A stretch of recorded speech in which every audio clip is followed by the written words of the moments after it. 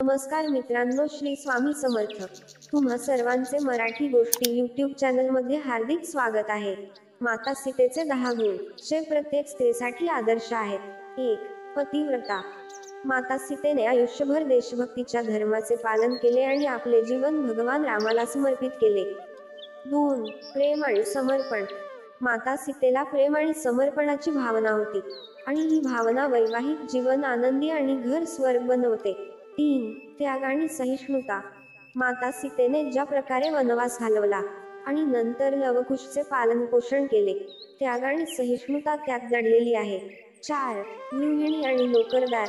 त्रेतायुगात माता सीतेने गृहिणीप्रमाणे घराची काळजी घेतली आणि एका कामगार स्त्रीप्रमाणे कामात भगवान श्रीरामांना साथ दिली. 5. शुद्धता. आजही लोक शुद्धतेसाठी माता सीतेची शपथ घेतात. एक आदर्श पत्नी म्हणून ती पवित्रतेचे प्रतीक आहे. 6. धार्मिकता.